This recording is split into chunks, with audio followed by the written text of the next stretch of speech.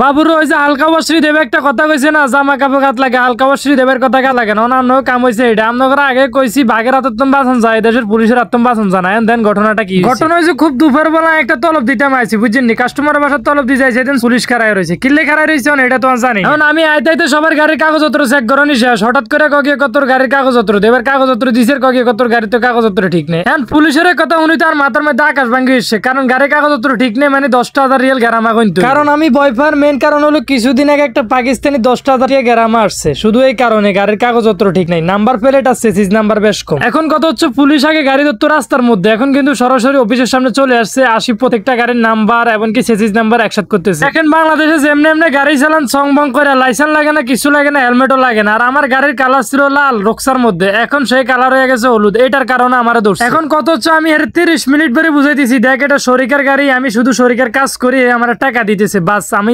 স্যালারিতে কাজ করি, যদি আমার আমার উপরে গেরামাটা আসে তাহলে আমাকে গ্রহণ করতে হইব, কারণ এটা শরিকে নিবে না। এরা আমি অনেক বুঝাইছি, যদি গাড়ির কোনো সমস্যা হয় তাহলে তুই গাড়ির নাম্বার প্লেটের উপরে গেরামাটা দে। হে কল দিছে উপরে দিয়ে দেখ কোনো সমস্যা হইব না, আমি জানি তুই মেসকিন মানুষ। কত হচ্ছে কি কইতে পারবিনি, গত 8 মাস ধরে গাড়ি এটা আর কাছে কোনো সমস্যা নেই, এটা কম দিলে 10 বার পুলিশে ধরছে, সবকিছু ঠিক আছে। এখন এই পুলিশে ধরছে গাড়ি ঠিক না। আর এই দেশের মধ্যে সবচেয়ে বড় সমস্যা হলো, আপনার যদি একটা জরিমানা আসে, আপনি যদি সেটা না পেড করেন 1 মাসের মধ্যে, সেই জরিমানা ডবল হয়ে যাবে। আমি দুইটা স্ক্রিনশট দিতেছি দেখেন, আমার গত 1 মাস আগে আমি মেইন রাস্তা দিয়ে গাড়ি চালানোর কারণে পুলিশ আমার ধরে দুইটা জরিমানা করছে। একটা জরিমানা ছিল 113 রিয়াল, আর একটা জরিমানা ছিল 225 রিয়াল, মোট 350 রিয়ালের মতো বাংলা 10,000 টাকা পাই। কিন্তু সেই টাকাটা আমি পেড না করার কারণে বর্তমানে সেই গেরামাটা হয়ে দাঁড়াইছে প্রায় 500 রিয়ালের মতো। যা কন এই দেশের পুলিশের লগে যারা কথা কয় এরা জানে, কথার কোনো সুযোগ দেয় না। হে আমার কথাগুলো শোনার জন্য আগ্রহী ছিল, আমি কথাগুলো সবগুলো বলে এরা বুঝাইতে পারছি, এই কারণে সেই অবশেষে আমার আকামা দিয়ে দিছে, এমনকি আমার চাবি দিয়ে দিছে, মোবাইলও নিয়ে গেছিল, মোবাইলও তারপরে দিয়ে দিছে। আর এই সৌদি আরব গাড়ি চালালে জীবনে একটা ভুল করবেন না, হেরা যদি আপনাকে সিগন্যাল দিয়ে দাঁড়ানোর জন্য আপনি জীবনে ফালানোর চেষ্টা করবেন না, কারণ এটার পরিণতি খুব ভয়াবহ হবে আপনার সাথে শেষ মুহূর্তে। আমার জানা মতো এই দেশে এমন কোন রেকর্ড নাই যে পুলিশের হাত থেকে কেউ বাঁচছে, যত বড় রকেট চালালো আপনাকে সে ধরবেই।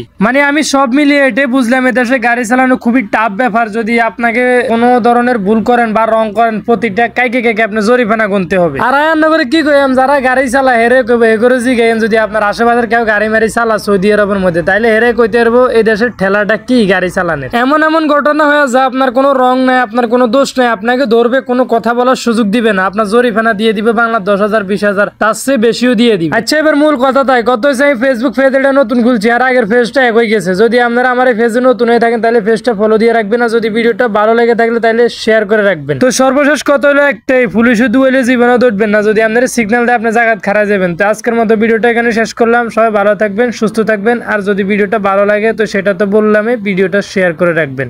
ধন্যবাদ।